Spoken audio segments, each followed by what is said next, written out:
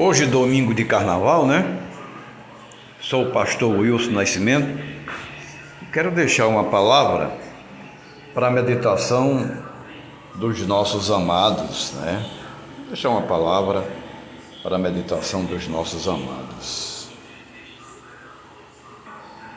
Essa palavra, ela se encontra em Romanos 11:34, que diz assim: Jesus deixou cair uma bomba sobre os seus discípulos. Eita, Pai!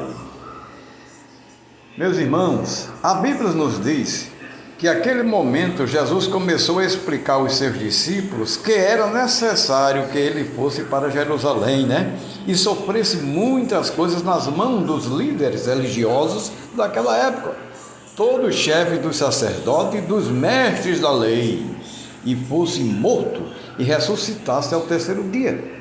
Você encontra isso lá em Mateus 16:21. Você pode imaginar o choque que isso causou na mente daqueles discípulos de Jesus? Vendo ali o próprio Filho de Deus, aquele que fez todos os milagres à vista humana, dizendo que ia morrer pelas mãos de uma pessoa comum. Olhe para os detalhes desse versículo, meu irmão.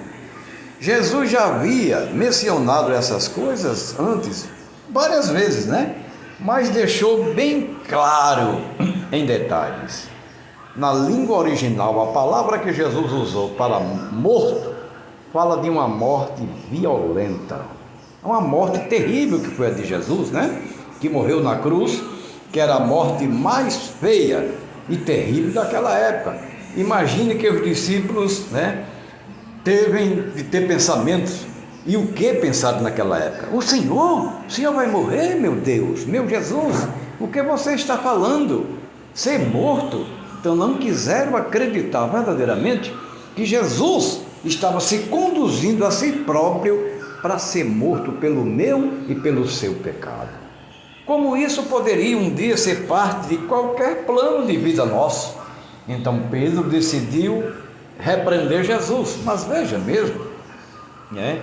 A Bíblia nos diz, então Pedro, chamando à parte, começou a repreender Jesus, dizendo: nunca, Senhor, isso nunca te acontecerá. Está no versículo 22, veja bem, Satanás, usando Pedro, quis repreender a Jesus, porque Jesus estava revelando a sua verdade. Mas Jesus, né, retrucou e disse: para trás de mim, Satanás, você é uma pedra de tropeço para mim, e não pense nas coisas, que não pensa nas coisas de Deus, né? Mas nas coisas dos homens. Isso está lá no versículo 23.